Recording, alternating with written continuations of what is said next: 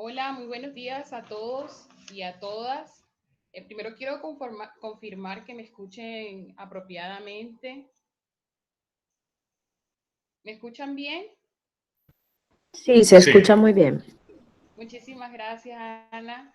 Bueno, primero que todo, darle la bienvenida a este espacio que surge de la convocatoria Yo me subo a mi PEDET, organizada por el PNUD y la ART, en el cual nace el proceso formativo Juventud Democrática que estamos desarrollando específicamente en el municipio de Dibuya. En este proceso se están formando 20 jóvenes en temas de fortalecimiento democrático, mecanismos de protección nacional de los derechos humanos, comunicación étnica para la paz, liderazgo y cultura de paz, entre otros. Y surgieron de estos procesos, bueno, unos perfiles muy interesantes para poder incidir en los espacios de incidencia política. Es importante mencionar que la mayoría de los jóvenes que conforman este proceso son jóvenes afrocolombianos, raizales y palenqueros que están ubicados en los diferentes corregimientos del municipio de Dibuyo, como Río Ancho, Mungueo, Campana, tenemos de la Punta de los Remedios, de Palomino, entre otros. Lo interesante de este proceso ha sido que hemos podido identificar perfiles de jóvenes que quieren participar en los espacios de toma de decisión, que tienen la actitud, que tienen el liderazgo y que a través de Juventud Democrática pues ahora tienen los elementos y las herramientas políticas y normativas para poder participar. También quiero agradecer la presencia de Mauricio Parra de la Fundación Podium. Es el speaker que hoy nos va a estar hablando acerca de una charla bien pertinente en estos tiempos en los que como pueblo afrocolombiano, raizal y palenquero, los pueblos étnicos, estamos lidiando contra los riesgos por la vida en medio de la pandemia COVID-19. Quiero extender un saludo muy especial a Enalo Perena, a los jóvenes del proceso formativo, a las jóvenes de Mujer Afro, Liderazgo, Paz y Desarrollo, al equipo técnico de Matepelo, a las profesoras, entre otros. Bueno, vamos a dar inicio a este proceso, pero no sin antes, pues comentarles que el día de hoy ya finalizamos. Con esta actividad estaríamos finalizando nuestro proceso. Es muy importante a todos los jóvenes que están conectándose y que hacen parte del proceso que sepan que este es un espacio libre de violencia donde ustedes se pueden sentir seguras y seguros, donde prima la cordialidad y la reconciliación y la paz. También les quiero contar que esta grabación va a estar en nuestro canal de YouTube, así que los que tengan problemas de conectividad, no se preocupen, pueden ir al canal de YouTube de Matepelo y pueden allí pues ver completa la transmisión. Entonces, no siendo más, le damos la bienvenida a Mauricio Parra de la Fundación Podium, quien, bueno, el día de hoy tiene como muchas cosas importantes que compartir con todas y con todos. Bienvenido, Mauricio. vale, Raiza, buenos días, muchas gracias por la invitación y por darme la oportunidad de compartir con ustedes. Eh, es un gusto estar aquí. Y bueno, sin más preámbulo, porque voy a intentar hacer una presentación de unos 35 minutos que nos deje un espacio también más para generar como diálogos y discusiones sobre el tema y también preguntas que puedan surgir. Entonces, básicamente esta presentación que yo les voy a compartir hoy tiene tres partes. Primero, una primera parte un poco que tiene que ver con reconocer los riesgos asociados a la pandemia. Una segunda parte que tiene que ver sobre profundizar en cómo son las dinámicas, o sea, cómo leer los riesgos del contagio, digamos, cómo entender las dinámicas del contagio y a partir de eso aprender, digamos, a generar criterios para cuidarnos. Y un tercer momento que es más, digamos, de profundizar en medidas muy concretas y muy cotidianas para disminuir la posibilidad de que tengamos un contagio por el COVID. Entonces, dicho eso, voy a compartir aquí la presentación que les traje para que ustedes puedan ir mirando. Las dudas que vayan surgiendo, porfa, les pido que las vayan anotando y bueno, si va a surgir, si de repente tienen alguna pregunta en el medio de la presentación, pues la pueden escribir por el chat o piden la palabra y abrimos el diálogo en medio de la presentación, también es válido. Listo, entonces, bien.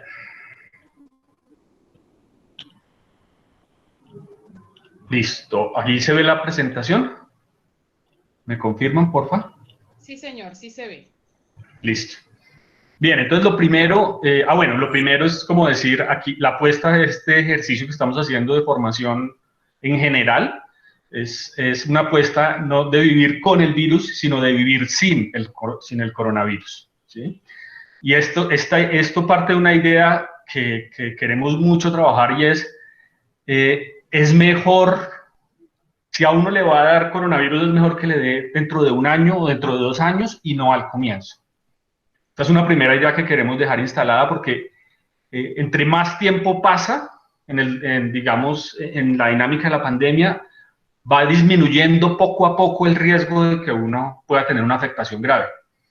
Va disminuyendo porque los médicos van aprendiendo a manejar a los pacientes, porque van descubriéndose medicamentos que sirven, porque en algún momento va a haber algunas vacunas que tengan un impacto también, porque vamos aprendiendo a cuidarnos. Entonces, con el paso del tiempo se disminuyen los riesgos para la vida. Por lo tanto, no es igual, y no era igual enfermarse en abril que enfermarse hoy, y obviamente es mucho menos el riesgo si se da el contagio dentro de un año o dentro de año y medio. Entonces, la apuesta aquí es como que no nos dé, es evitar el contagio, ese va a ser el foco. Bien, lo primero es que quiero trabajar con ustedes es una breve mención al tema del manejo de las emociones y en especial al tema del miedo, ¿sí?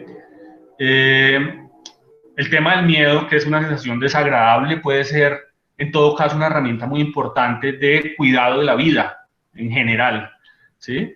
Pero digamos que para que esa herramienta, para que eso se convierta en una herramienta requiere un manejo que digamos implica reconocer esa emoción, pero además implica saber tramitar esa emoción, ¿cierto? Si tramitamos y manejamos bien el miedo, nos puede servir para cuidarnos y cuidar de los demás. Si no, nos puede paralizar, nos puede poner en mayor peligro. Entonces, aquí lo que quiero muy rápidamente es plantear una reflexión frente a la necesidad de ocuparnos de nuestras emociones y nuestros sentimientos y de las personas que nos rodean, reconocerlas, darles su lugar y usarlas para cuidarnos. ¿Sí? Es como no perder de vista que lo emocional y lo afectivo tienen un rol muy importante para bien o para mal, según cómo lo manejemos. Bien, un segundo, digamos, punto que quiero plantear acá es que miremos el riesgo para la vida asociado al COVID, y mirarlo en su justa, digamos, dimensión, ¿sí? Tratar de verlo, ni exagerarlo, ni verlo, ni subestimarlo. Y para eso, digamos, voy a presentarles algunos elementos. Primero, estamos hablando de que no es un virus tan letal como otros, ¿sí? ¿Y eso qué significa? Estamos hablando que es un virus que la gran mayoría de las personas de los casos confirmados superan la enfermedad sin ningún problema, ¿cierto? Entonces, los datos, por ejemplo, de Colombia nos muestran que el 93% de las personas o son asintomáticos o tienen un COVID muy leve, ¿cierto? Que digamos que se resuelve solo, es decir, que la persona no necesita una atención médica especializada, sino que el organismo mismo logra resolverlo. Hay unos casos, un porcentaje de casos moderado, de lo que llaman moderado, que es bastante desagradable, y seguramente ustedes ya conocerán gente que le ha pasado, digamos, difícil, ¿no? Que ha sido fuerte, y hay unos casos graves, por supuesto, que terminan hospitalizados, etcétera, y hoy más o menos el promedio de personas que fallecen sobre los casos confirmados es el 3%. ¿Sí? Entonces, de 100 personas que se contagian, fallecen 3, digamos, sobre los casos confirmados. Entonces, un poco ese es como un primer, digamos, llamado a, bueno, sabemos que la mayoría de personas se va a recuperar y se va a recuperar porque el organismo desarrolla la capacidad de enfrentar la enfermedad por sí mismo. Eso digamos que es como una primera claridad. Ahora, ¿cuál es el gran problema con esta enfermedad? Pues que es altamente contagiosa, se contagia muy rápido cuando no se toman medidas, y eso nos implica que aunque el porcentaje de personas que mueren con los contagiados es muy pequeño, al ser tan contagiosa tenemos muchísimos miles o cientos de miles o millones de muertes. Y entonces aquí por eso la variable, el elemento principal fundamental frente a esta pandemia es cómo disminuimos la velocidad en el contagio. Entre menos contagio, menos afectaciones para la vida, menos muertes. Ahora, sobre esta pandemia se han dicho muchísimas cosas, ¿no? Se han dicho, y voy a dejar aquí, voy a estar saltando y dejando de compartir por momentos como para poder verles también al menos los símbolos de cada uno. Y es, se han dicho una cantidad de mentiras impresionantes de que empezó la pandemia y siguen saliendo, ¿cierto? Entonces, por ejemplo, cuando empezó la pandemia decían, eso en tierra caliente no da, a la gente no le da en tierra caliente, el virus se muere en tierra caliente. Hasta que vino lo de Guayaquil, que fue una tragedia terrible donde se murieron 4 veces más de gente de lo normal porque no se tomaron medidas. Luego a los pocos meses también decían, no, los rusos tienen unos genes, ¿sí?, que hace que ellos no se enfermen del COVID y por eso allá no hay contagio. Pues, hoy sabemos que es falso porque Rusia ha tenido una cantidad de casos, ayer tuvieron la cifra más alta de muertes en toda esta pandemia, ¿cierto?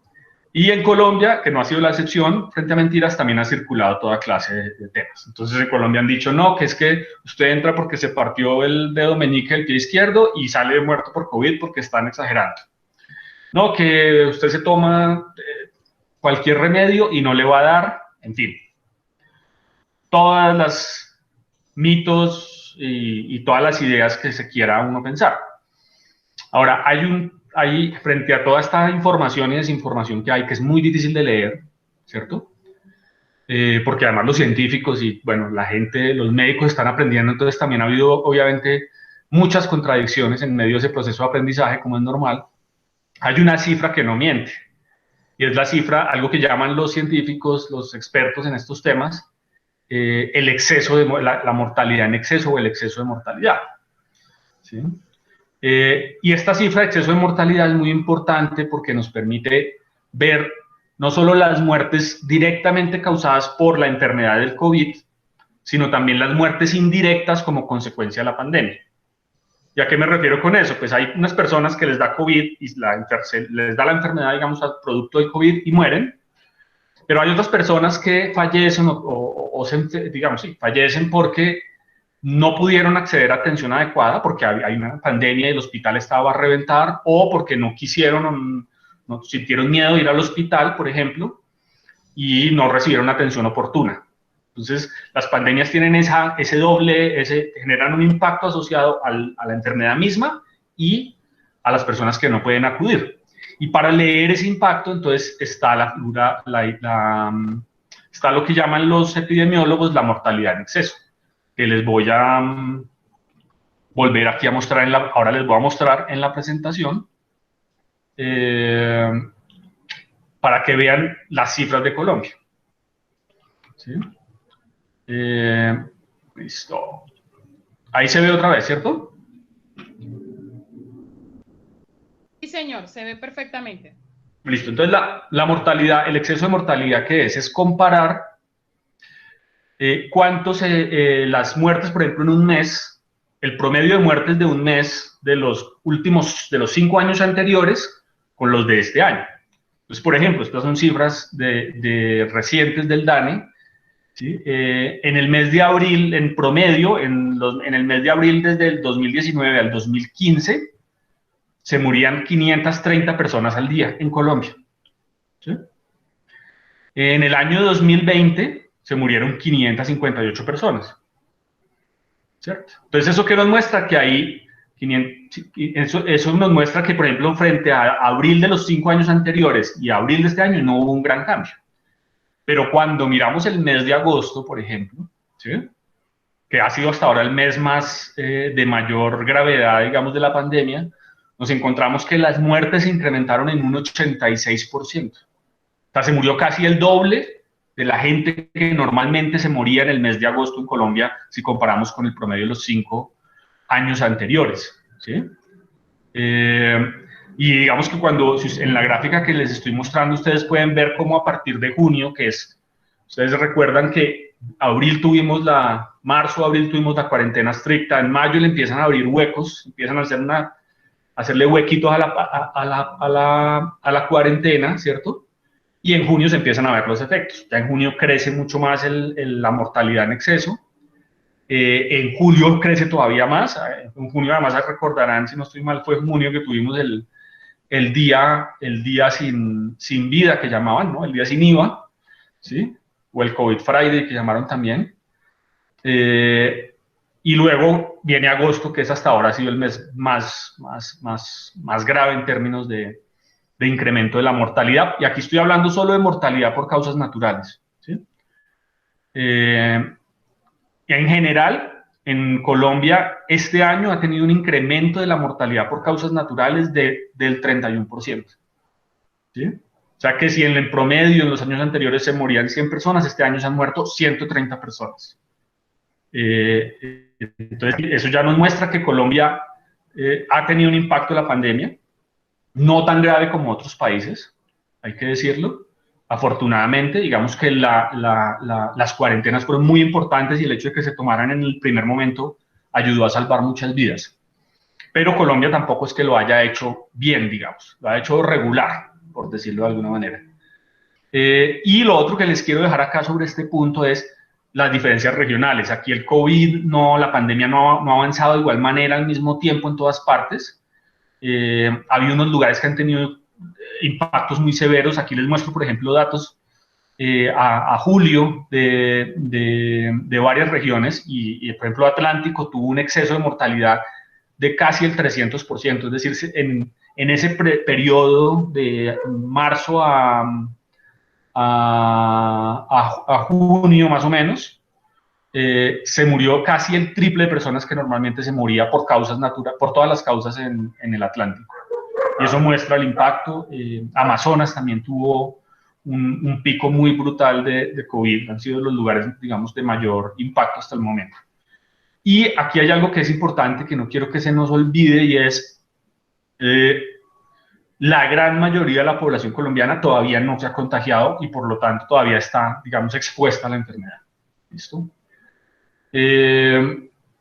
Bien, sería, digamos, no me voy a detener en esto mucho, pero una buena manera también de ver los impactos en otros países, pero también de ver la posible gravedad de la enfermedad, es ver el exceso de mortalidad en diferentes países del mundo.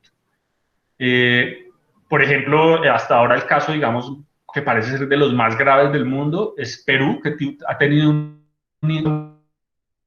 mortalidad por ciento, ¿cierto? O sea, se ha muerto más del doble de lo normal de personas que se morían. Ecuador ha tenido también casi el doble de personas, 88%. México, también una situación muy grave. Bolivia, por la misma vía, y bueno, ahí podría uno seguir. Nosotros hemos estado en el 30%, que es bastante grave de todo caso, ¿cierto? Pero podría haber sido y podría ser mucho peor si, digamos, no se toman medidas y si descuidamos las medidas. Listo, aquí les voy a dejar, ahí les quedan unos gráficos, yo les voy a compartir la presentación para que las puedan mirar después con más calma, donde van a ver como las dinámicas en otros países. Ahora, para ir cerrando esta primera parte, bueno, recordar como que hay unos grupos de mayor riesgo y vulnerabilidad frente al contagio. Y aquí quiero compartir unos datos que están, digamos, fueron tomados al 30 de septiembre, pero es para ilustrar, digamos, las dinámicas de afectación y impacto del COVID. Y es que, bueno, las personas entre los 20 y los 59 años representan el 75% de los contagiados, que para el 30 de septiembre eran 618.000 personas. ¿Sí? pero ese grupo de personas jóvenes, digamos entre 20 y 59 años, solo representan el 24% de las muertes, 6.200 personas.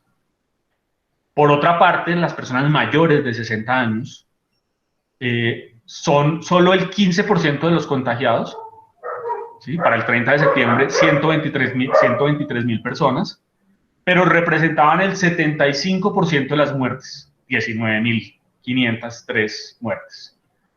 ¿Y eso qué nos indica? Pues que básicamente se están contagiando masivamente, nos estamos contagiando masivamente las personas jóvenes, pero se están muriendo masivamente las personas mayores.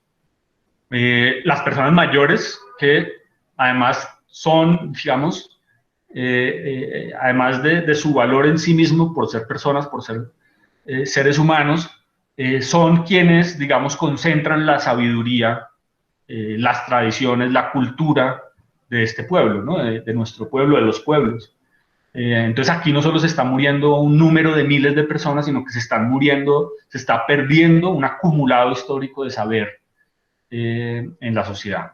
Entonces, esto nos indica, digamos, como la necesidad de cómo reforzamos el cuidado de todas las personas, que a su vez es la forma de cuidar a los más vulnerables, que en este caso son las personas mayores.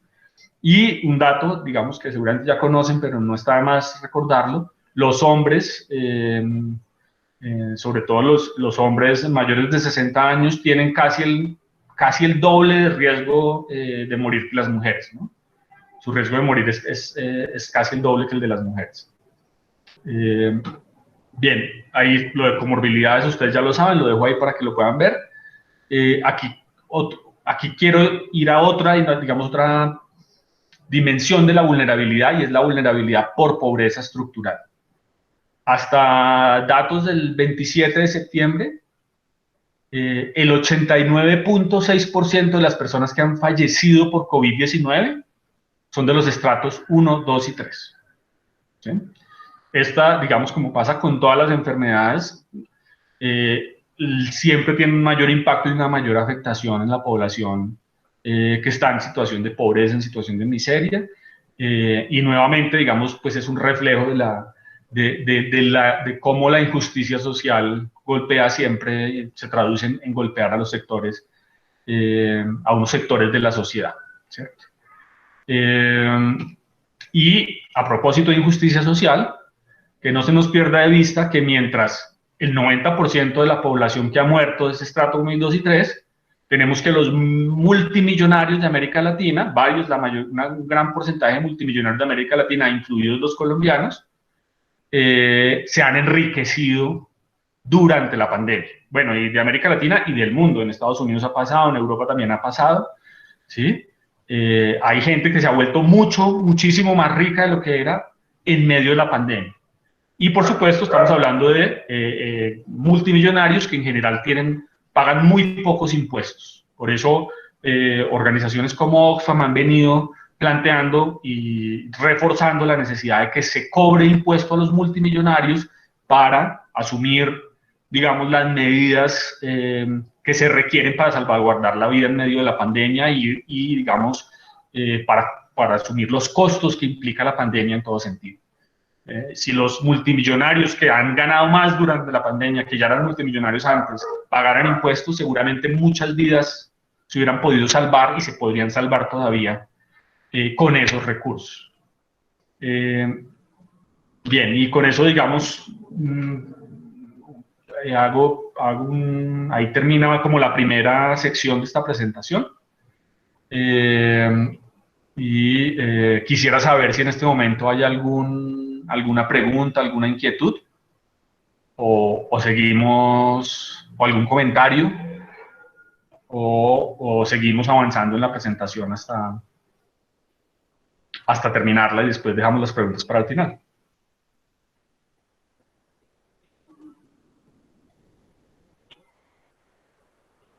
Bien. Mauricio, yo creo que podemos dejar las preguntas para el final.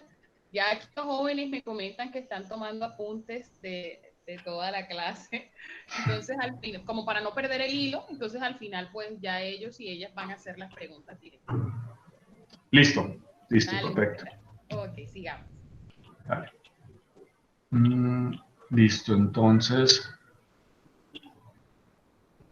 Bien, entonces vuelvo a la presentación. Entonces aquí voy a tratar de ir en esta sección un poco más rápido, solo dejando como unos puntos claves para entender las dinámicas del contagio. Entonces lo primero es, digamos que hoy en día la mayor parte o una parte importante de las investigaciones apuntan a que la principal forma de contagio es a través de las gotas, estas gotículas más pequeñas, pero también a través de las partículas respiratorias que se quedan en el aire, lo que se ha llamado los aerosoles, y eso nos implica, digamos, que en últimas el principal riesgo de contagio está en esos momentos de encuentro con otras personas o en ciertos lugares, ¿cierto? Y para entender este tema, digamos, de los aerosoles, yo creo que la mejor, digamos, como el mejor ejemplo es el humo del cigarrillo, ¿cierto? Porque el humo del cigarrillo, dicen varios investigadores, tiene el mismo comportamiento que los aerosoles. Entonces, cuando estamos, por ejemplo, en un lugar cerrado con personas que están fumando, pues uno va sintiendo como el espacio se llena del humo, ¿no? Y esta imagen de pronto que ustedes ven aquí a la izquierda, de alguna manera muestra cómo se va concentrando, ¿cierto? Según, digamos, el comportamiento, en este caso, las partículas respiratorias. En cambio, por ejemplo, en el humo, con el humo del cigarrillo, cuando alguien fuma al aire libre, lo sentimos, pero no lo sentimos tanto como en un lugar cerrado. Y eso, por eso, digamos, ya me remito a algo que les voy a insistir una y otra vez en esta presentación, y es la importancia, digamos, de tratar de priorizar siempre en nuestras actividades cotidianas los espacios al aire libre, y en caso de que uno tenga que ir a un espacio cerrado, buscar siempre espacios cerrados que tengan el máximo nivel de ventilación posible. Esto va a tener un lugar, digamos, esencial, central en la prevención del contagio, y algo en lo que voy a insistir también mucho, el tapabocas, pero que no es cualquier tapabocas, sino es un tapabocas bien, digamos, de buena calidad y bien puesto, pero de eso lo voy a trabajar un poco más adelante. Ahorita quiero que nos centremos más en como los elementos, los parámetros que nos permitan medir el nivel de riesgo. Y básicamente son 5 factores o elementos para pensar el riesgo. Primero, el espacio. Espacios cerrados siempre van a ser espacios de mayor riesgo de contagio. Segundo, el tiempo de interacción. Entre más tiempo interactuemos con otras personas, mayor posibilidad de contagiarnos. Tercero, el número de personas. Entre más personas hay en un espacio, pues más personas estamos compartiendo un espacio, mayor posibilidad de infección. El comportamiento. Hay unos comportamientos que implican mayor posibilidad de contagio porque hacen que se proyecten más lejos las gotas o las partículas respiratorias. Entre eso está, pues, digamos, si cantar, gritar, hablar en voz alta, obviamente toser, son comportamientos que generan mayor riesgo de contagio. Y por último, el otro parámetro clave es las tapabocas o mascarillas. Si se usan, se disminuye mucho el riesgo. ¿Sí? El tapabocas es hoy en día la medida material, en mi concepto, más importante digamos, de prevención, no la única, pero es la más importante, o es, digamos, una de las más importantes, pero no es cualquier tapabocas. Necesitamos que sea un tapabocas que tenga buena calidad, que se adecue bien al rostro, y tenemos que evitar unos tapabocas en particular, que ahora les voy a mostrar cuáles son. Bien, me voy a centrar aquí como rápidamente en los lugares y contextos de mayor riesgo de contagio. Entonces, primer contexto digamos, de alto riesgo de contagio, los encuentros con bebidas alcohólicas. Yo no estoy diciendo que haya que suspender, que uno no se pueda tomar una cerveza en los 2 años que pueden quedar de pandemia. Lo que estoy diciendo es que si tomamos licor de manera descontrolada, eso va a llevar a un escenario en el que uno relaja las medidas de prevención. Por eso la foto ahí de estos 2 personajes, ¿cierto? Pueden estar muy al aire libre incluso, pero si están así, gritando y cantando sin tapabocas, que es lo que va a pasar cuando uno se emborracha, pues ahí se vuelve a incrementar el riesgo. Segundo, pues encuentros eso, para tomar licor además en lugares cerrados, como el que ven en la foto de la gente viendo el partido de fútbol, alto riesgo. Tercero, escenarios como el transporte público masivo, y especialmente donde no hay ventanas, las ventanas están cerradas y aire acondicionados, muy alto riesgo. Comer en grupos grandes con personas que no son de nuestro núcleo familiar, con las personas con quienes vivimos. Y las conversaciones, digamos, cercanas sin tapabocas. Ahorita voy a ir a mostrarles ejemplos que, digamos, se han documentado de la vida real de cómo se ha dado el contagio en algunos de estos contextos. Este primero que les muestro acá este es un caso de la vida real de un restaurante donde, a pesar de que había una distancia, digamos, importante entre la persona, el paciente cero que llaman, la persona que llegó, digamos, siendo el contagiado, se dio el contagio porque había un flujo de aire acondicionado que circuló las partículas. Entonces, el aire acondicionado es uno de los factores de alto riesgo en este momento, porque salvo que sea un aire acondicionado que tenga, mejor dicho, que esté muy bien instalado y que tenga además unos filtros de alta tecnología, salvo eso, que no es común, el aire acondicionado lo que hace es circular el virus en las habitaciones. Entonces puede llevar a que aunque haya una distancia de más de 2 metros, las personas se contagien. El otro tema con las comidas es que cuando uno come, pues se tiene que quitar el tapabocas y por un periodo prolongado, 30 minutos, 1 hora, y además, pues uno generalmente no está a más de 50 centímetros de distancia cuando está comiendo, está en una mesa que no garantiza la distancia. Segundo escenario de alto riesgo, digamos, las oficinas o espacios tipo oficina.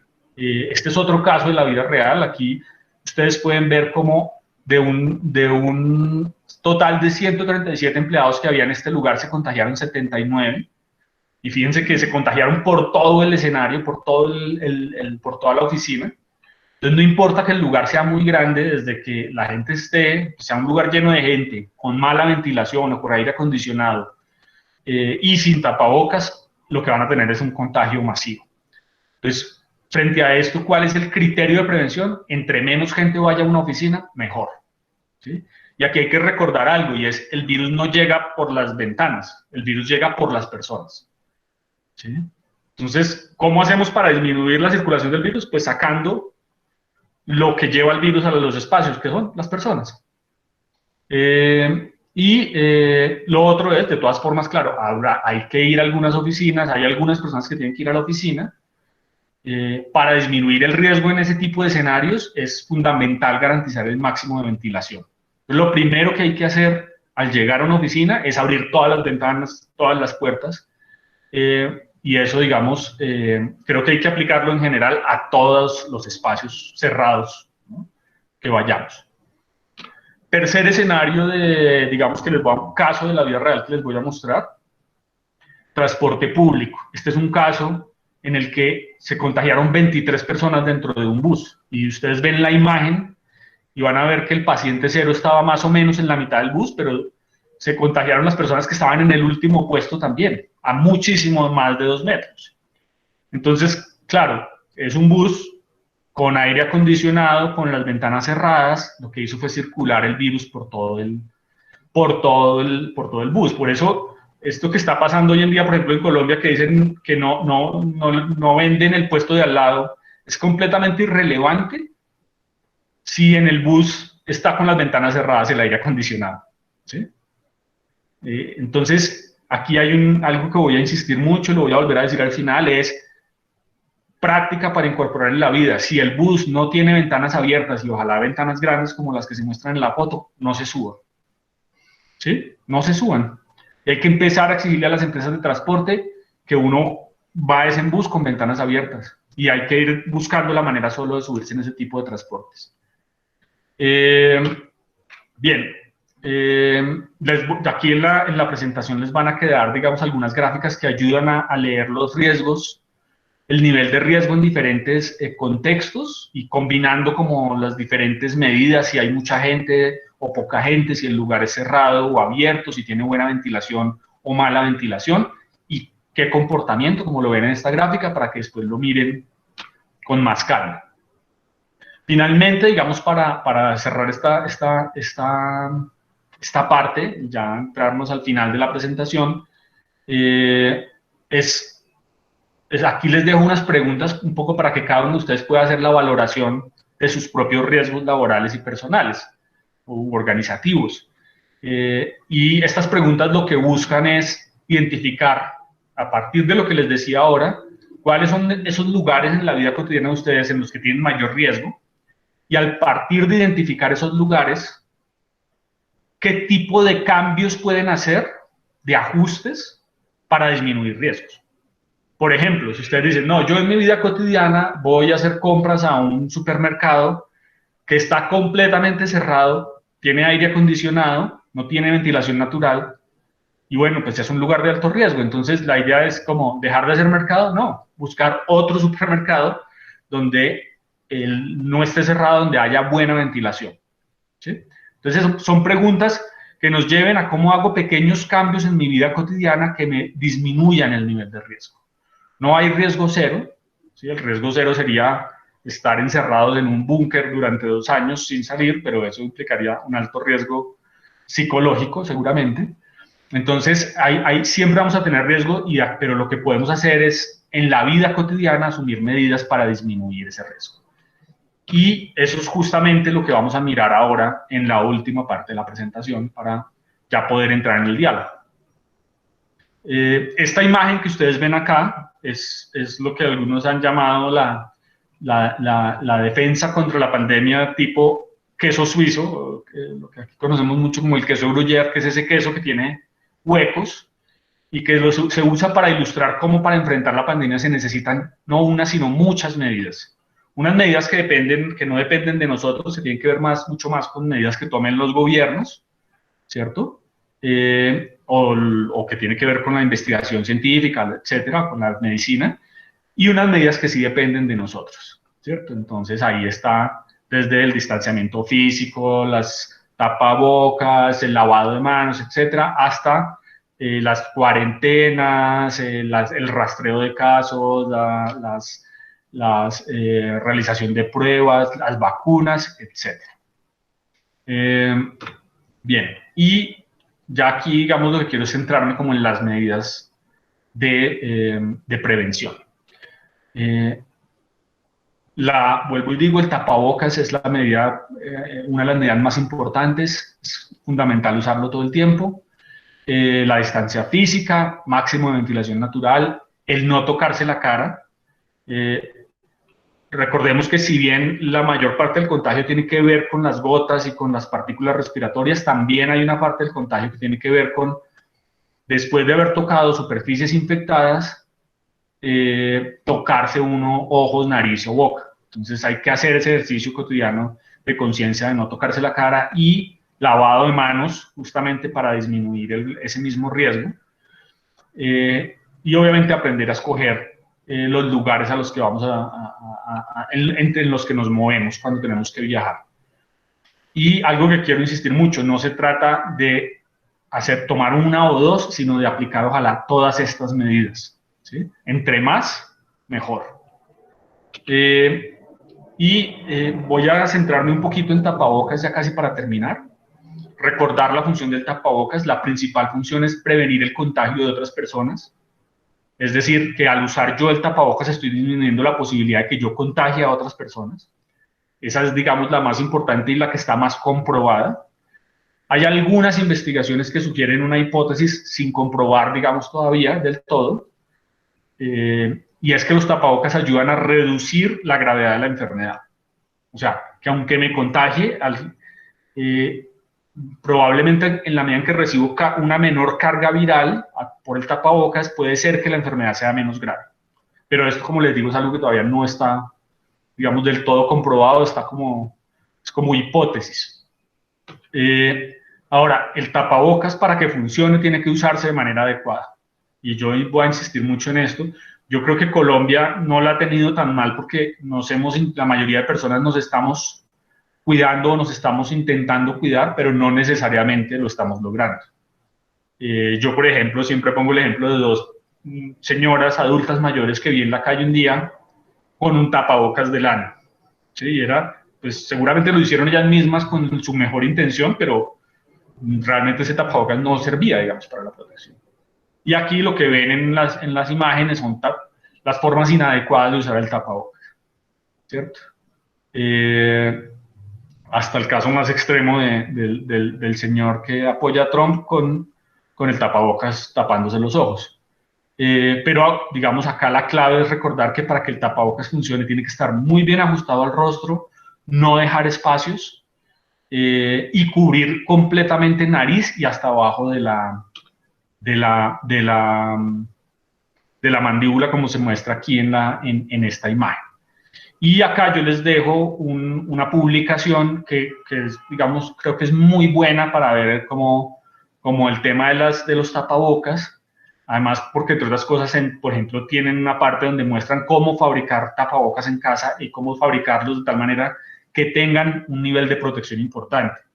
Los tapabocas de tela, por ejemplo, pueden tener, dependiendo de su calidad y de los materiales que usa, pueden proteger hasta un 80%, pero también si no tienen buenos materiales pueden llegar a proteger un 10%. ¿Sí? Entonces, pueden tener muy bajo nivel de protección si uno no usa un tapabocas adecuado. Entonces hay que hacer un ejercicio por informarnos y por conseguir elementos para tener los tapabocas que garanticen el máximo nivel de cuidado. Casi para terminar, tapabocas que llaman egoístas, son estos tapabocas que tienen válvulas por los lados o en la mitad. Estos tapabocas protegen a quienes los usan, pero desprotegen a las demás personas. ¿Sí? Para los demás es como si esa persona no estuviera usando tapabocas porque está a través de la válvula, está expulsando sus partículas, digamos, respiratorias potencialmente contagiosas. Finalmente, ya esta es la última, como enfatizar en esas prácticas cotidianas que nos ayudan a disminuir el riesgo. Priorizar las actividades al aire libre, siempre el aire libre va a tener menos riesgo. Si un lugar no tiene ventilación natural, no entremos, busquemos otra opción. Evitar los encuentros para comer, reemplacemos los encuentros para comer por encuentros para tomarnos una bebida.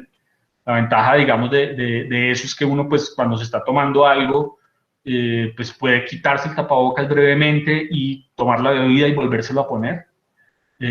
A diferencia de la comida que implica quitarse el tapabocas 30 minutos, 40 minutos. Ventanas y puertas abiertas siempre en todos los espacios y bajo, pues, mis recomendaciones, a menos que no haya más opción, nunca se suban a vehículos con aire acondicionado y con poca ventilación y siempre buscar ventanas abiertas. Bien, yo con esto pararía ahí para pues, abrir un escenario más de diálogo y de discusión, también para mirar, escucharles frente a las preguntas, inquietudes, comentarios. Las críticas también serán muy bienvenidas.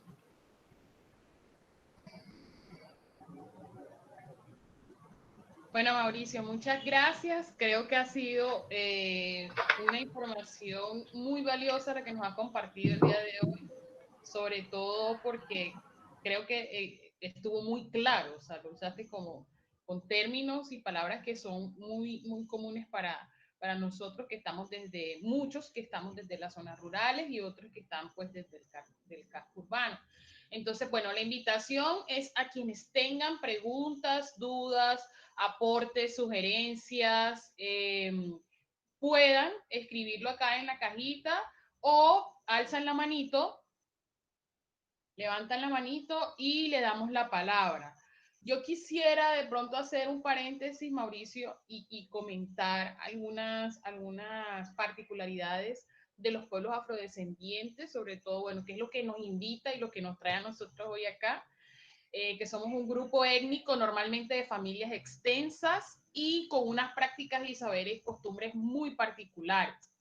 Y me voy al hecho de que nosotros tenemos unos rituales fúnebres puntuales, y en medio del COVID se ha visto fracturada esta, digamos, esta costumbre de poder despedir a nuestros seres queridos de lo que llamamos nosotros de la manera apropiada. Entonces me gustaría un poco que nos hicieras como pues quizás una aclaración con respecto al por qué nos toca a nosotros, bueno, y no solo como afros, también los indígenas y otros grupos étnicos que tienen pues estas costumbres propias. Hemos escuchado que el cadáver conserva el virus, que pues no se puede porque hay muchas personas en un mismo sitio. Entonces, digamos, ¿de qué manera nosotros y nosotras que estamos aquí en este espacio y que en su mayoría son líderes, podemos llevar el mensaje a las comunidades, sobre todo a los adultos mayores, explicándoles de una manera tan práctica como lo hiciste tú el día de hoy, acerca de que debemos evitar estos ritos, por lo menos mientras salimos de la pandemia? Eso sería como pues diría yo, por ahí empecemos.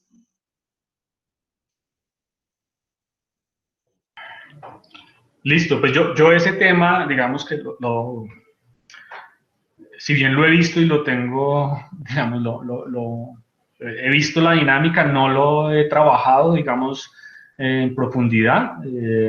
No podría, digamos, referirme a fondo. Yo creo creo que sí es claro que ha habido una incapacidad del Estado en términos de reconocer digamos, las culturas y las tradiciones de los pueblos étnicos, por ejemplo, frente a este tema de rituales fúnebres, y no solo de los pueblos étnicos incluso. Yo no tengo, digamos, la mirada clara como del nivel de riesgo asociado al manejo de cuerpos de personas que han fallecido, como para, digamos, como para poder profundizar en ese tema. Pero pues asumo que si está esa medida es porque hay un nivel de riesgo significativo, ¿sí? Ahora, yo creo que el Estado, y ahí es donde creo que está el fallo, tendría que ver si el tema de esa medida está llevando a que la gente, por ejemplo, no acuda al sistema de salud y termine falleciendo en su casa, pues tendría que flexibilizarse esa medida porque no está sirviendo para lo que se quiere, que es proteger la vida. Ya ha pasado en algunos pueblos étnicos en Colombia que las personas han dicho, si yo voy al médico al hospital y me muero y me van a terminar cremando, entonces yo prefiero morirme en mi casa. Entonces es una medida que no tiene, digamos, que creo que ahí hay una contradicción, pero yo no podría ir más allá de, digamos, en el detalle del nivel de riesgo porque no lo he trabajado, francamente. Bueno, muchas gracias, Mauricio. Igual creo que también es como estas aclaraciones que hace también nos invitan a la reflexión. Digamos, este diálogo es precisamente para eso, para que podamos nosotras y nosotros que estamos acá y que venimos ejerciendo un papel de liderazgo en los territorios, saber, como lo vimos en el transcurso de toda la presentación, que hay unos riesgos puntuales para personas entre los 20 y 79 años, y que es necesario tener cuidados particulares, por ejemplo, con los adultos mayores que no reconocen ni siquiera cuál es la manera apropiada de llevar pues, los elementos de bioseguridad, dentro de ellos el tapabocas. Quisiera saber si alguna de las chicas o de los chicos, de los invitados, tiene algún aporte, preguntas, para que pues sigamos rotando la palabra. De ser así, levantan la manito, por favor.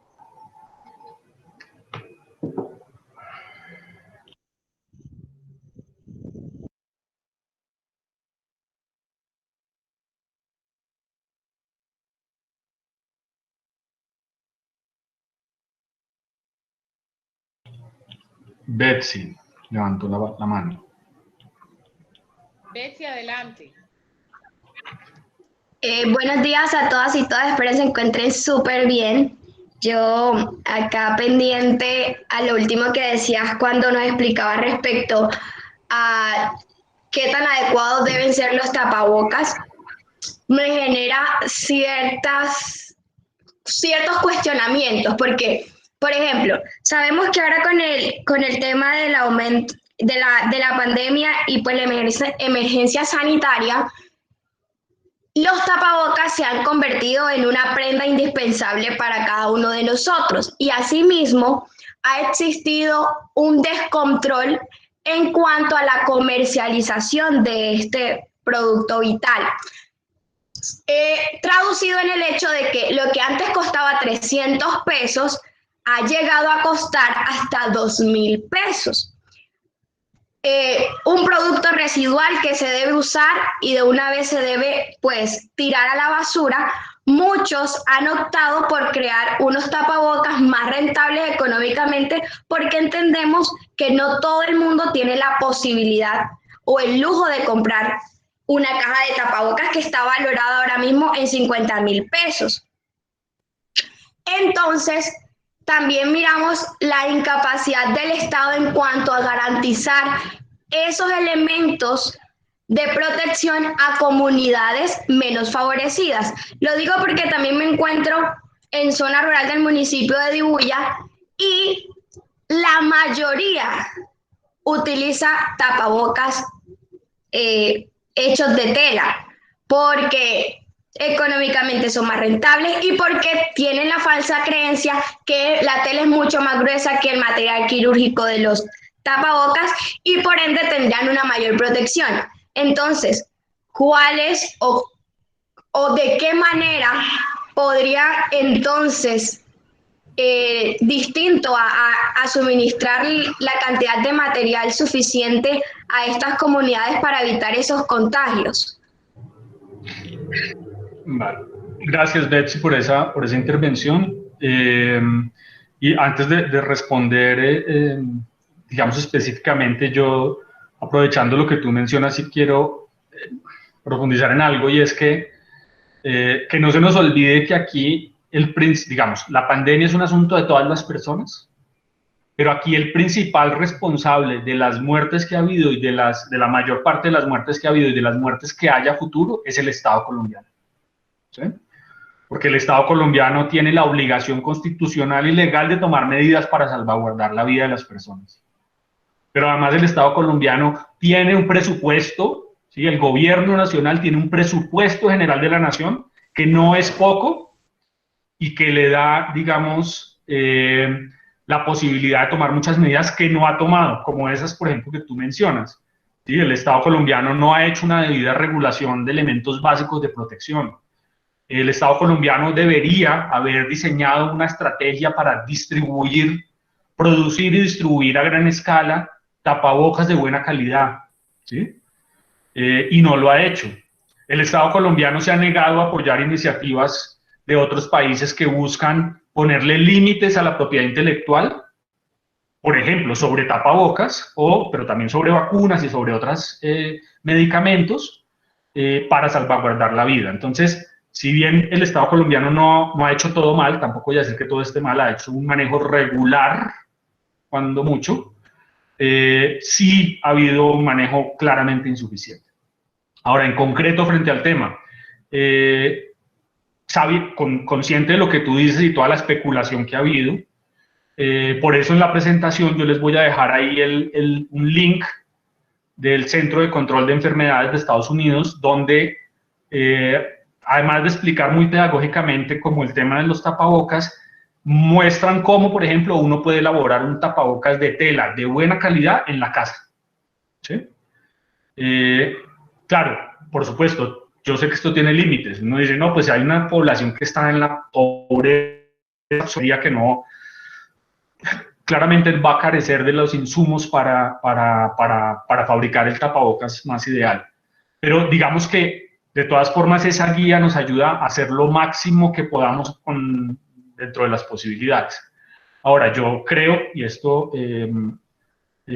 para terminar de responder, que de todas formas sí creo muy importante que hay que mantener la exigencia del Estado colombiano, ¿sí?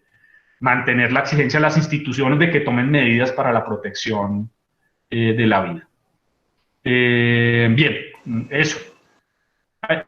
Vi que levantó la mano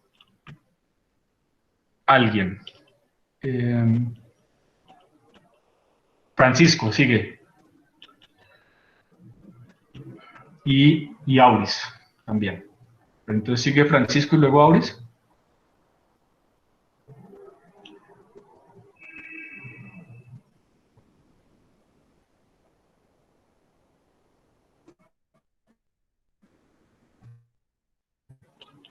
Francisco. Sí, vamos en orden. Señor Francisco.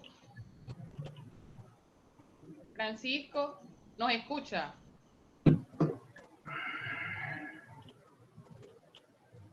Bueno, vamos a darle la palabra a Auris mientras Francisco, al parecer, tiene problemas con la conectividad.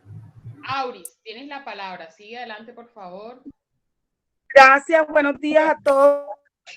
El Señor los bendiga, caramba, qué rico que tener la oportunidad de participar en estos procesos de formación, de capacitación, de orientación. Yo creo que tocaste un tema de la institucionalidad. Yo creo que las instituciones hemos sido como muy respetuosas en el tema de la implementación de los protocolos de bioseguridad y nos preocupa un tanto, aunque en el departamento de La Guajira no se ha visto tantos casos en el área rural, sí la información no está llegando oportuna al área rural. Entonces, nosotros, cuando visitamos las comunidades, bueno, yo los primeros días estuve encerradita, pero también uno ve la necesidad que hay de las comunidades de poder llegar con la información. Entonces, a nosotros nos ha tocado hacer procesos de formación en territorio y poder llegar con la formación, pero también llegar con el acompañamiento de poderle decir a la gente el protocolo, pero no decirle, llevarlos. Hay gente que no tiene cómo adquirir un alcohol, como los antibacteriales, los tapabocas. Entonces, nos ha tocado compartir estos elementos de bioseguridad con muchas personas en el área rural. En el casco urbano, mira que ayer tuve una reunión con adultos mayores en la playa y ellos estaban contentos, felices, porque era como su segunda salida. Pero, ¿qué decían ellos? Contra a lo que se pensó que la pandemia el coronavirus iba a acabar con todos los adultos mayores, con quiénes son o quiénes han sido la mayoría de los muertos, por lo menos en La Guajira, que se ha llevado esta pandemia. Gente joven, 45, 30, 35, hemos tenido de todas las edades y casi adultos mayores han sido menos. Entonces, ¿por qué? Porque ellos se han resguardado. Pero vemos el caso de los jóvenes no hacen caso, han sido desobedientes. Y si ellos decían, si un adulto mayor muere por pandemia es porque los jóvenes salen y los llevan a la casa. Entonces, yo sí quiero aprovechar esta oportunidad que hay jóvenes aquí para que ellos asuman esa responsabilidad que le atañe como miembro de una comunidad, como miembro de una familia, como miembro de una sociedad, a tener que cuidarse él y cuidar esa sociedad. Entonces, usted ve por todos los lados los muchachos se van a discotecas, hacen fiestas clandestinas, uno los ve haciendo incluso actividades deportivas sin los protocolos de bioseguridad. Entonces hay que cuidarse. Al inicio yo era una de las incrédulas de este tema, pero cuando ya empiezan a faltar personas a tu alrededor, tú empiezas a entender que esto es real. Entonces, el llamado está allí a los jóvenes. Los jóvenes, por favor, ellos tienen que cuidarse, pero también ayudar a cuidar a sus papás. Mi mamá es una mujer de 82 años enferma, y ella dice, a mí nadie me va a poner un bozal, ella entiende el tapaboca como un bozal, yo le he llevado la máscara, le he llevado, no, ella dice no, entonces a mí que me toca cuidar, cerré una puerta de mi casa y solo se ingresa por una y ahí la gente prácticamente tiene que bañarse porque yo debo la salud de ella. Entonces, creo que estos espacios nos sirven, deben darse como más a menudo porque uno dice, bueno, van a hablar más del protocolo, van a hablar más del COVID, pero la única forma de evitar y de que cambien los oídos es que nosotros nos podamos volver como medio canción a través de estas actividades, a través de estas capacitaciones y seguir implementando el protocolo de bioseguridad y seguirnos cuidando. El llamado que hago como madre, como mujer que pertenezco a la sociedad, es que los jóvenes nos ayuden a cuidar. Aquí mi hija no entra a mi casa si ella no se baña en alcohol antes de pasar a la casa. Entonces, el llamado está en eso y agradecerles a ustedes pues por hacerme partícipe de este espacio de aprendizaje. Este es un espacio académico. Bueno, se va y se viene porque la señal también está un poquito malita. Besos. Gracias, Auris. Francisco creo que ya tiene... Sí, señor. Entonces sigue Francisco y luego yo hago un par de comentarios. Gracias, muy amable. Creo que ahora sí estamos habilitados, ya he superado el pequeño impasse. Bueno, mi inquietud es más que todo de pronto una explicación de su parte. Desde que inició la pandemia, la gran preocupación de la sociedad y las autoridades era lo que iba a pasar con los establecimientos carcelarios y penitenciarios. Y las cárceles fueron uno de los principales focos de incubación de este virus y hubo muertes, pero esto rápidamente fue controlado. La información que manejamos es que a nivel de todas las cárceles, el INPEC estableció como una política la utilización de algunas especies vegetales cuyos nombres creo que los conocemos todos, no los voy a mencionar, pero son unas especies muy nativas y que se pueden conseguir en el Caribe. Y después de unas pocas casos allá en el llano y otros en la costa Caribe, se fue ese riesgo, ese peligro desapareció completamente. Pero no nos han dicho qué pasó, porque las cárceles nunca dejaron de ser un establecimiento de gran riesgo y sin embargo no se ha hablado en los medios de comunicación de que se hubiera producido más casos con la población que está interna en estos establecimientos. Mi pregunta es si de pronto usted me puede colaborar. ¿Ya se ha hecho algún estudio de el por qué ese comportamiento, yo diría, excelente? Y si se le reconoce, ¿por qué no se ha hecho en los restantes organismos en donde hay muchas personas aglomeradas? Esa es mi inquietud. Gracias. Gracias, Francisco. Bien, voy a responder primero lo de Francisco y luego un par de comentarios a lo que decía Auris. Yo no conozco ninguna investigación que haya, digamos, realizado una explicación compleja y completa de lo que ha pasado en cárceles, pero sí quiero llamar la atención sobre que las cárceles dieron un escenario, digamos, representativo de la sociedad. ¿En qué sentido? Es que, bueno, uno, pues las condiciones de encierro, de limitación física implica que ahí se puede hacer un manejo de la pandemia distinto al que se puede hacer en el resto de la sociedad.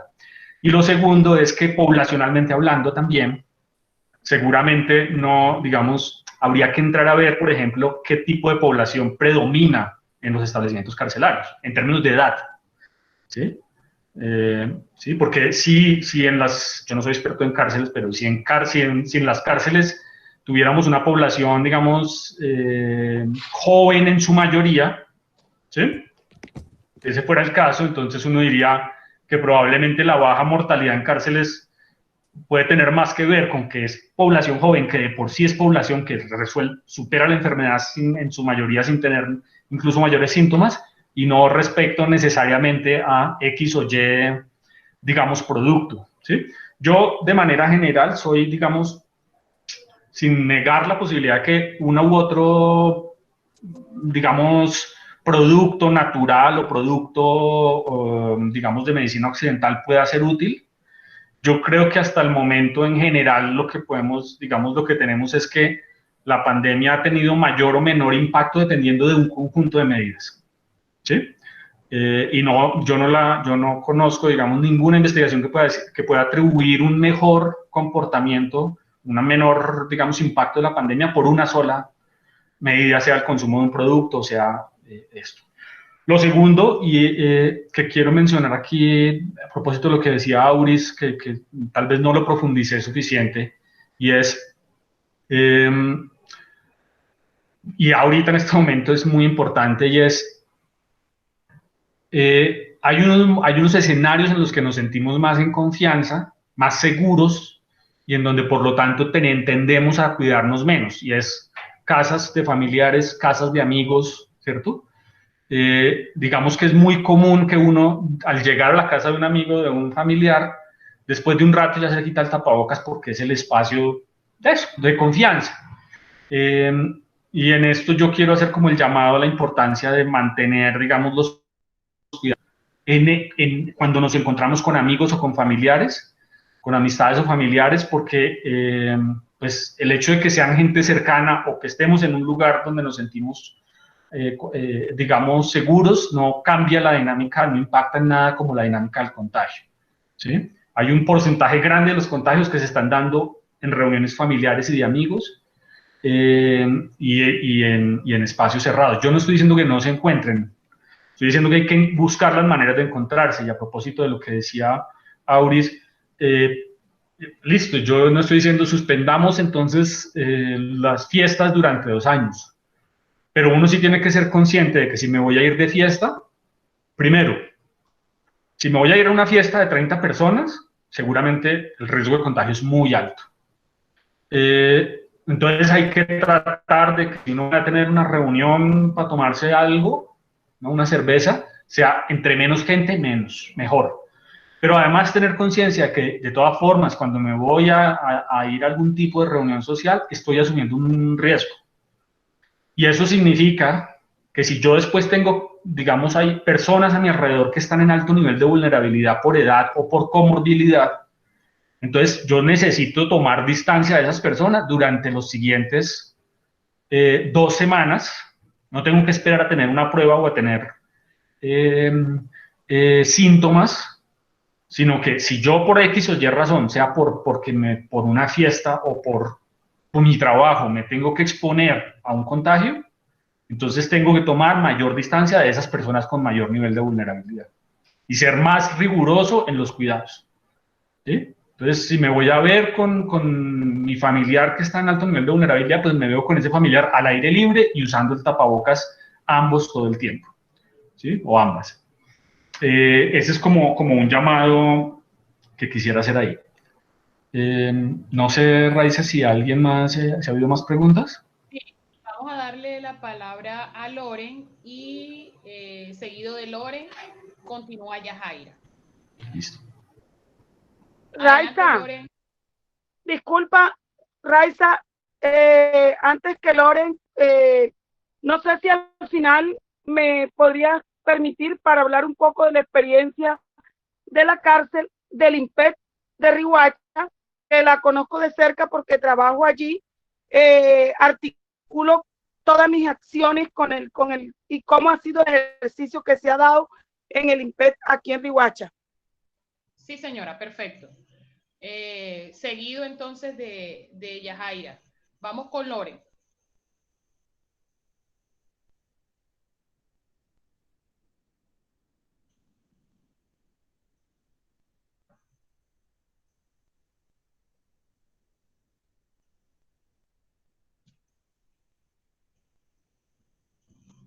Loren. Loren, ¿nos escuchas? Hola, qué pena, perdón, es que estaba un poquito ocupada. Tranquila. Vamos adelante. Bueno, me presento. Mi nombre es Loren Figueroa, soy del municipio de Dibuya, corregimiento de Río Ancho. Voy a contarle un poquito de mi experiencia aquí trabajando con la alcaldía en el programa que se llama Patrulla COVID. Es algo muy complicado porque estamos en las entradas de las playas y estamos aplicando los protocolos de bioseguridad y todo lo que implica eso. Pero es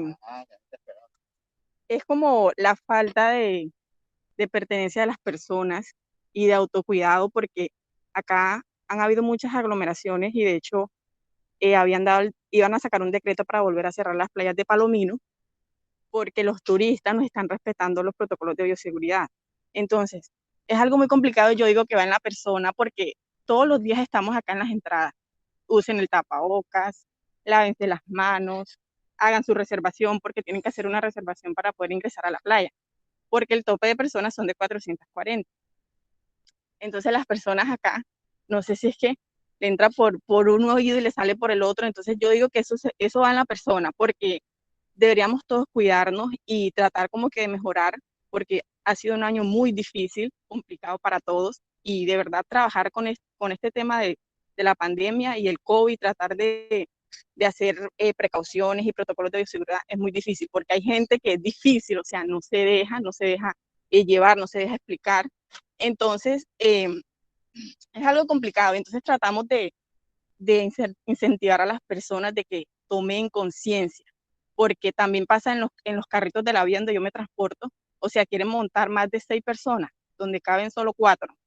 Entonces, no llevan tapabocas, están tosiendo, estornudando. Entonces, yo diría que de pronto se sale un poquito de las manos de las personas que de verdad quieren de pronto el mejoramiento con lo de la pandemia, el COVID, porque eso va en la persona. Por más que uno sí, oye, mira, usa el tapabocas, oye, lávate las manos, oye, usa 2 metros de distancia, pero eso va en la persona porque la gente es cerca, como decía el señor al principio. No, que porque nosotros estamos en tierra caliente, eso no nos da, porque aquí el virus se muere, porque no sé qué. Y eso lo usan mucho, y la gente está súper errada con eso, o sea, muy errada. Entonces, es un poquito complicado, pero es bueno porque así como hay personas que no entienden, también hay personas que sí entienden y que bueno, que usan los protocolos de bioseguridad correctamente y todo eso. Entonces es una lucha continua que tenemos acá, nosotros trabajando duro para que no cierren las playas, porque es el turismo del pueblo. Entonces, si cierran las playas, nosotros somos los que vamos a estar afectados. Y es muy complicado, pero nada, hay que seguir para adelante, tratar de incentivar a las personas y educarlas con el tema de la pandemia. Gracias, Loren. Y ahí yo, perdón, antes de que siga la siguiente persona, quisiera, sí, una breve mención, y es que, claro, ha habido mucha desinformación y eso ayuda, eso dificulta que la gente tome medidas, y en eso necesitamos seguir haciendo todas las personas, más esfuerzos por fortalecer la información y por comunicar de mejor manera la realidad de la pandemia, ¿no? Ese es un trabajo que nos toca seguir haciendo. El gobierno ha sido, digamos, creo yo, muy mediocre en el tema de comunicación, además de pues, que es un gobierno desprestigiado en general. Entonces, eso no ayuda, pero pues creo que necesitamos seguir trabajando en eso. Nosotros, desde la Fundación Podium, esperamos compartir próximamente unos materiales que puedan ayudar a eso, a contribuir un poco al tema de mayor comprensión de los riesgos y sobre todo de cómo cuidarnos en lo cotidiano. Hola, buenos días a todos y a todas. Bueno, primero, Mauricio, agradecer de verdad todos tus aportes, porque claramente está que estamos desinformados, y bueno, contar un poco como la experiencia que he tenido por compartir con organizaciones, por ejemplo, del Amazonas, que son población indígena. Ellos hacen lo que tú dices, que prefieren mejor estar en sus casas, y si uno analiza el reporte que hay en Amazonas, ahorita está en 3.000, pero demoró casi como 5 meses en 2.000 y tanto, y yo decía, pero qué raro, y uno se pone a pensar, ¿será que no hay gente contagiada? Y es más, porque la gente no permite que le hicieran las pruebas. y casos extremos también que pasan que de pronto, y es como la consulta, de dónde uno se puede hacer ¿qué ha pasado con las pruebas? A veces las personas tienen los síntomas y llama a la EPS y la EPS va como al mes prácticamente a hacerle la prueba o le entrega los resultados también a destiempo. Por ejemplo, en la entidad de mi hermana, el jefe se hizo la prueba y casi que le hicieron la prueba y prácticamente pasó todo el periodo, o sea, le salió positiva y se la fueron a dar casi a los 15 días. Entonces dijo, no, como no me ha llegado, debe ser que salió negativa. El señor se fue y prácticamente pasó con todo el coronavirus infectando a las demás personas.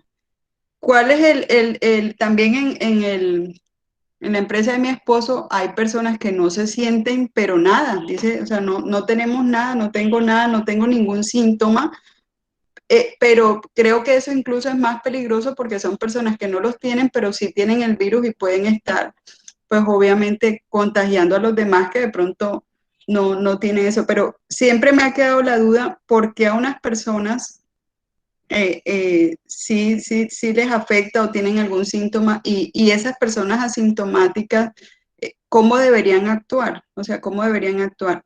Eso por un lado. Por otro lado, hay también me comentó el caso de una muchacha que ella pues necesitaba viajar y están haciendo pruebas. No, mira que un amigo que hace pruebas más económicas. Resulta que esas pruebas más económicas a ella le dijeron, no, mira, tienes hace 10 días el virus, sí lo tienes positivo, y ella se quedó, pero es que si yo no he sentido nada, vive con padres adultos, viajaba prácticamente a los 3 días a Estados Unidos, y ella dijo, no, pues yo voy un viaje que preparó tanto tiempo, y yo le dije, yo creo que esa prueba, no, o sea, pero es que yo no me siento nada. Resulta que el enfermero que supuestamente le estaba haciendo la prueba y ella sospechaba de por qué me salió positivo. No, pero es que mira, tranquila, yo te puedo dar un resultado negativo porque como tú vas a viajar y no sé qué. Y ella se quedó así como que, pero ¿cómo así que están jugando con esto? Y ella dijo, bueno, entonces cuando ella le dice, bueno, listo, sí, yo necesito porque me toca viajar y yo no me he sentido nada, le da el resultado negativo, está sin tapaboca el tipo, hasta le da un beso a despedida. Ella dice, pero ¿cómo que si yo tengo el virus y esta persona es enfermera, cómo me va a dar beso, cómo se va a acercar tanto a mí y no tiene todas esas precauciones? Entonces, de pronto mucho cuidado porque hay muchas personas que de pronto también están aprovechando esto para aprovecharse, sí, de esta situación y ganarse unos cuantos pesos jugando allí con la salud de las demás personas. Gracias, Yajaira. Planteas unos puntos que son absolutamente como críticos y bueno, me voy a referir a cada uno. Lo primero, sí, efectivamente hay la mayor parte de las investigaciones, al menos que yo he visto, indican que hay personas asintomáticas que son, pues digamos, las personas asintomáticas son contagiosas, ¿sí? Por eso, aunque una persona no tenga síntomas, debe mantener el aislamiento. Ese es un primer punto y por eso un poco la frase que se ha venido haciendo más popular es corazones vemos, asintomáticos no sabemos, ¿cierto? Dicen algunos entre broma y entre chiste y chanza. Lo segundo es sobre las pruebas. Colombia ha mejorado en la capacidad de hacer pruebas, digamos, es como un ejemplo de ese tema, digamos, de Colombia no haciéndolo tan mal, ¿sí? Hay que reconocer que se incrementó la capacidad, pero sigue siendo una capacidad baja en comparación con muchos otros países. Por supuesto, el tema de las EPS, digamos, es lo de siempre, ¿sí?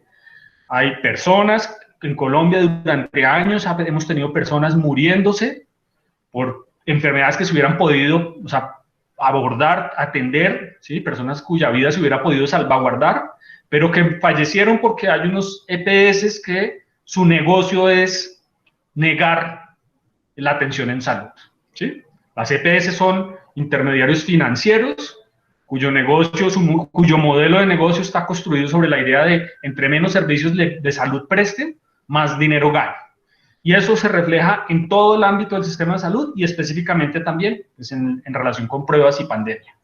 Entonces, efectivamente, mientras no cambiemos el sistema de salud y mientras tengamos unas EPS, unos intermediarios financieros, ganando dinero a costa de no garantizar atención en salud, pues vamos a seguir teniendo graves, pues digamos, viendo morir personas que se podrían salvar. En el tema de pruebas, ya lo otro, digamos, sí, pues yo ya había escuchado también eso, que se están generando algún tipo de pruebas falsas, de resultados falsos en algunos lugares. Hay que ser, pues, cuidadoso con eso. Escoger, pues, los lugares digamos, como que tengan certificación del Instituto Nacional de Salud. Igual yo creo que lo de las pruebas, pues es un arma de doble filo que hay que tenerlo con cuidado. O sea, yo creo que hay que ser cuidadosos con cómo manejamos lo de las pruebas, entender la diferencia en el manejo de las pruebas. O sea, hay varios tipos de pruebas. Nosotros también los materiales que vamos a compartir próximamente, pues hay un cuadro que muestra para qué sirve cada una de las pruebas. Hay unas pruebas que sirven para la infección activa, otras que son para ver si uno lo tuvo en el pasado. Y a propósito de esto, recordar, que no lo había dicho, pero es importante mencionarlo, recordar para las personas que ya han sido contagiadas, ya superaron la enfermedad, pues que de todas formas ya sabemos que la reinfección es posible. Todavía no hay muchos casos documentados, son pocos, pero no sabemos si a la vuelta de 6 meses vayamos a tener muchos casos de reinfección. ¿Sí? Por eso también la recomendación y la invitación es a, tuve COVID, me sigo cuidando como si no lo hubiera tenido. ¿Sí? Hay que mantener el mismo cuidado. Ya hay por lo menos un caso confirmado de una persona que en su segundo COVID se murió, ¿cierto? Entonces, digamos, yo no quiero llenarles de miedo, mucho menos ni de culpas tampoco. Ya tenemos suficiente de eso, pero sí como el mensaje toca mantener los cuidados e incorporarlos como en la cotidianidad.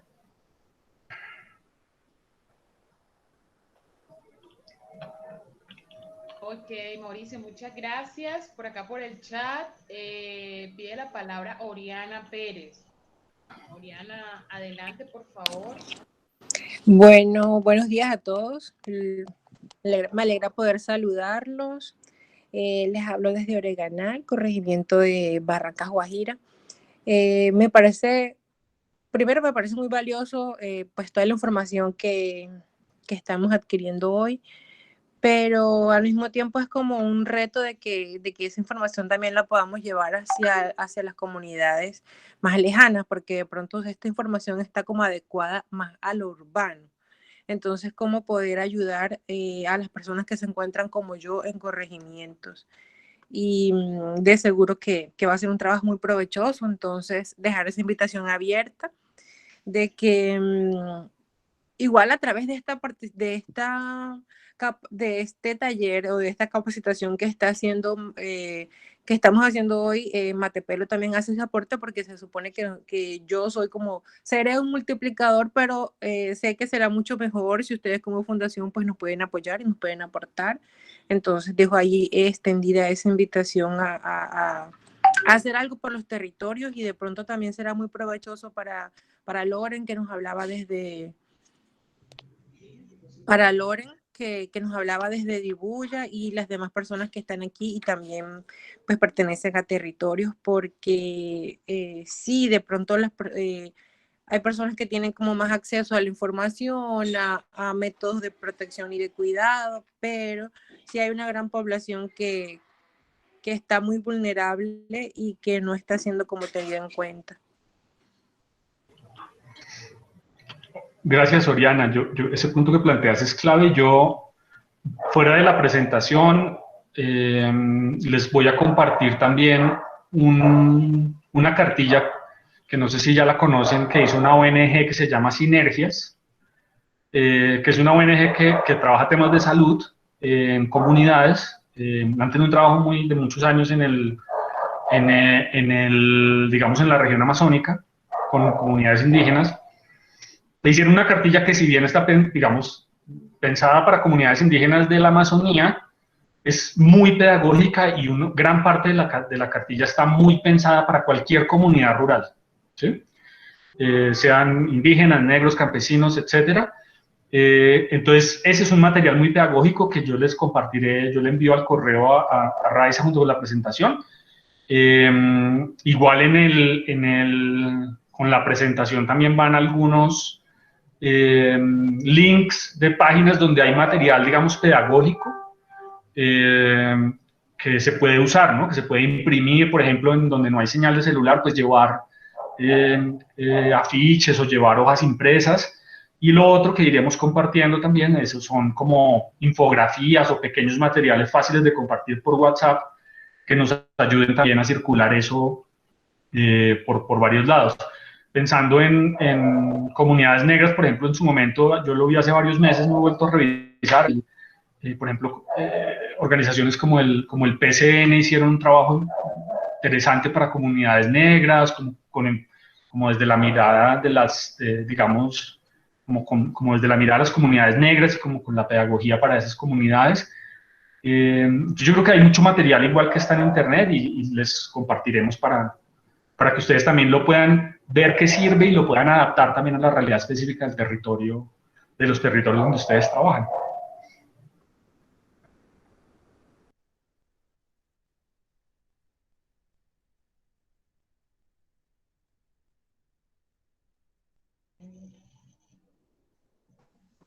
Bueno, veo por acá que ya no tenemos más preguntas. Aprovechemos el espacio para realizar las consultas que tengamos, algunas dudas,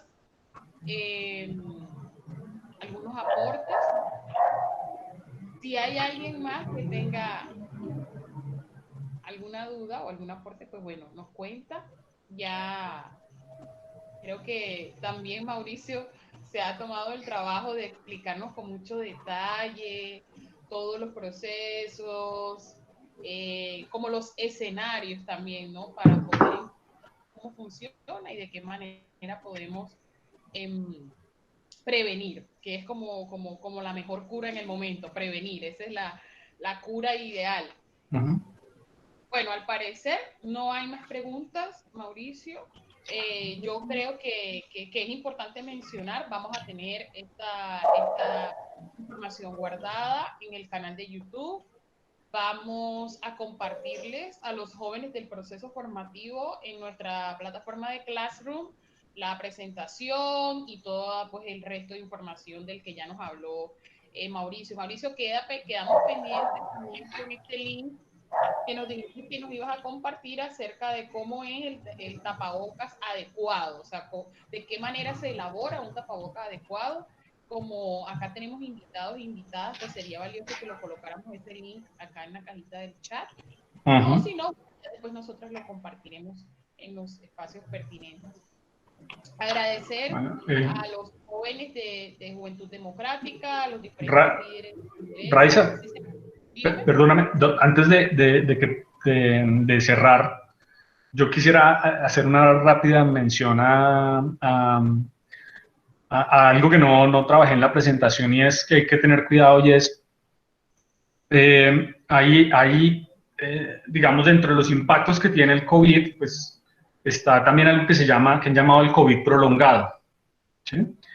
Y son personas, un porcentaje, que no es todavía claro qué porcentaje es, pero probablemente es un porcentaje minoritario, pero igual un porcentaje es relevante, de personas que duran con síntomas durante meses, ¿sí? Entonces hay personas que duran 2, 3, 4 meses con dolor en el cuerpo, con algunos síntomas neurológicos, dificultad para concentrarse. Entonces también, digamos, como tener claro que eso existe y que no es solo aquí como si me muero o no me muero, sino que también existe esa otra cara del COVID, también pues, que no es agradable, pero hay que tenerla presente. Y otro tema que tampoco se ha hablado mucho y ha pasado en personas jóvenes que les da COVID, no tienen una enfermedad incluso que lo han tenido leve, ¿sí? Y esto hablan de personas jóvenes, deportistas con buen estado de salud, pero que, aunque no tienen una enfermedad grave, desarrollan lesiones en el corazón, ¿sí? Pero no se dan cuenta porque como lo tuvieron leve, y después retoman su vida normal haciendo ejercicio intenso, y algunas personas, no quiero decir que es un gran número, pero hay casos documentados, terminan teniendo, por ejemplo, un infarto, ¿sí? Y estoy hablando de personas de 30, 40 años, jóvenes y deportistas. Entonces esto lo menciono también un poco para recomendarles a las personas jóvenes y deportistas en especial que sufran COVID, que se tomen, digamos, el cuidado de, después de superado el COVID, hacerse exámenes para revisar que no hayan tenido lesiones en el corazón, ¿sí? Y tener cuidado en el sentido de cómo retomar la actividad física con moderación, ¿sí? Con precaución para no ir a tener una situación grave. Yo les también compartiré esa información. Incluso se los puedo compartir ahorita el link de cómo retomar el ejercicio después de haber tenido el COVID. Y Auris, antes de que termines la despedida, Auris nos quería comentar el tema de la experiencia que han tenido en la cárcel, ¿no? Auris, estás por ahí, tienes razón. Auris. Sí, qué pena. Sí, aquí estoy. Bueno, listo. Bueno, hay un momento en que uno desearía que todo el país estuviera recluido en una cárcel para que la gente fuera juiciosa y tuviera prevención contra esto. En el INPET, en la experiencia del INPET en Riohacha, que trabajamos de forma articulada con ellos en los procesos de formación con el SENA y algunas otras atenciones que hacemos. Luego llegó la pandemia, lo primero que hicieron cerrar el INPET. Nadie, ni los funcionarios del INPET, tienen acceso a donde están las personas. Hubo una reacomodación de los internos. Las personas que sentían síntomas se les creó un espacio para que ellos fueran ubicados solo en los que tenían los síntomas. Y se tomaron precauciones, o sea, todas las actividades con el INPET se suspendieron. Están suspendidas aún en Riohacha. Uno ve, por ejemplo, en el Atlántico ya hay acceso al INPET, pero en Riohacha, por lo menos todavía, el acceso al INPET y al CAIMET está restringido. Se tomaron todas las medidas de precaución. Allá nadie entra, nadie sale. Entonces, eso evita que el virus que está afuera lo puedan llevar a los patios. Aquí hay 4 patios. Además que es una cárcel que está diseñada para 110 presos y en estos momentos hay 500 y pico. O sea, hay un hacinamiento bárbaro en la cárcel, pero a pesar de que hay hacinamiento, han habido todas las precauciones internas para que no se propague la virosis. Entonces, yo considero que estas acciones se tomaron a nivel de todo el país. A nosotros, por ejemplo, nos toca, todo lo que hemos hecho, nos toca llevarlos en empaques especiales. Y el protocolo de desinfección que tiene es grande. El que está allá, por ejemplo, el que cocina, no tiene acceso a nada sin desinfección. El tema de los guardias, la gente, incluso dentro del centro penitenciario, ha sido muy juiciosa en cuidarse. Entonces, yo considero que ojalá en la casa tomáramos las precauciones como el INPET.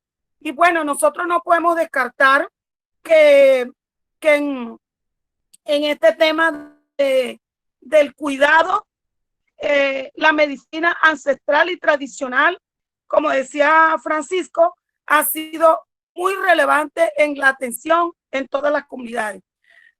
No solo en el INPET, en los consejos comunitarios afro, en los resguardos indígenas, en las estribaciones de la Sierra Nevada, donde he estado en medio de la pandemia. El cuidado ha sido a punta de plantas.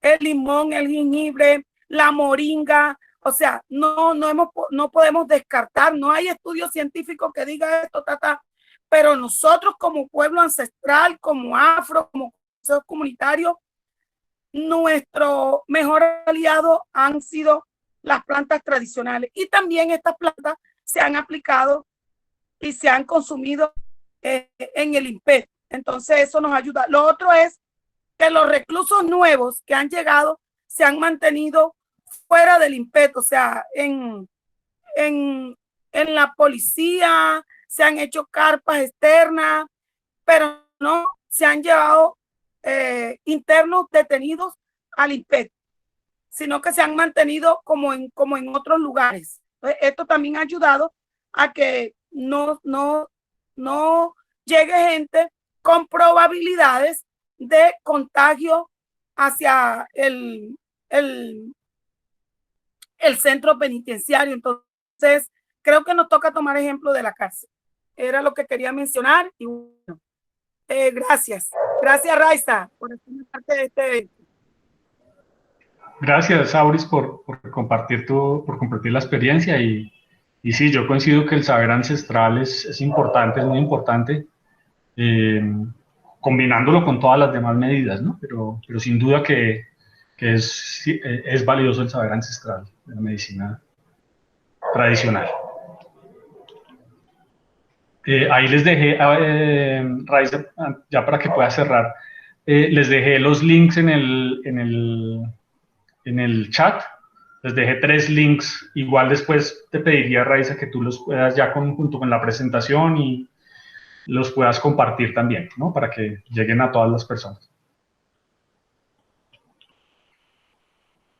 Ok, sí, aquí está en la cajita. Igual ya nosotros la estamos compartiendo en los diferentes grupos.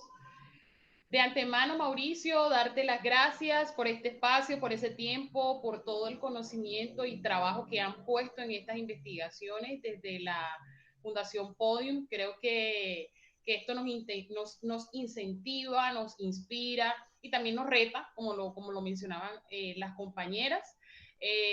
Bueno, muchísimas gracias, estamos muy agradecidas y creo que de aquí van a surgir otros espacios donde probablemente vamos a tener la oportunidad de extender la voz y poder hablar de una manera más aterrizada, con muchísimas más pruebas y como tú lo has mostrado ya, cuáles son los riesgos, hablar con mayor claridad acerca de cuáles son los riesgos, sobre todo en lo que nos compete a nosotras como Fundación Afro, que son los pueblos colombianos y valencianos. Entonces, Mauricio, pues decirte que estamos sumamente agradecidas contigo, con la Fundación Podium, y desde nuestro proceso Juventud Democrática, pues también muy, muy contentas porque creo que, como lo mencionábamos anteriormente, esto es un proceso, esto no se va a convertir en un evento, probablemente de aquí vamos a poder hacer uso de todos estos insumos que tú nos estás compartiendo. Gracias a todas las personas que nos acompañaron, invitados, invitadas, las jóvenes y los jóvenes de Juventud Democrática.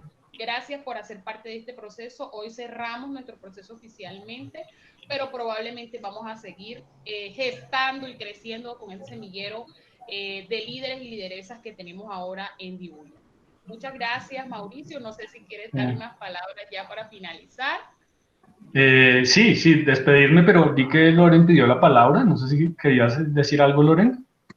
Sí, Mauricio, darte gracias por la información, de verdad, muy bueno. Me sirvió mucho acá con lo de mi trabajo, de verdad, voy a aplicar muchas cosas de las que dijiste. Y nada, muy agradecida con todos estos procesos, igual con Raiza, que ha sido una líder muy buena, y estoy muy agradecida con todos estos procesos y espero que continuemos aprendiendo un poco más de lo que es sobre el COVID y lo de Juventud Democrática. Muchas gracias. Gracias, Loren. Y no, sí, yo solo quiero agradecer a Raiza y a Mata de Pelo por esta invitación, que es un honor estar con ustedes y les agradezco mucho, y espero pues poderles apoyar en lo que está a mi alcance en el futuro. Entonces, bueno, decirles que les mando un abrazo y les deseo lo mejor en general en la vida, y que se sigan cuidando mucho. esperando ya que esto termine para que pueda usted visitar La Guajira, entonces. Sí, no, pues más, igual hay que seguir, digamos, hay que ir retomando la vida, ¿no? Yo creo que hay que, esto va para largo, sí, o sea, yo sé que estamos cansados, pero pues el COVID no está cansado, entonces esto hay que ir retomando aspectos de la vida, el tema es cómo ir retomando aspectos de la vida y del trabajo, con cuidado. Yo seguramente pasaré por el próximo año por allá. Tenemos de pronto planteada un viaje y justamente para trabajar estos temas. Entonces, aunque no haya pasado, probablemente nos veremos para seguir trabajando en estos temas y en otros.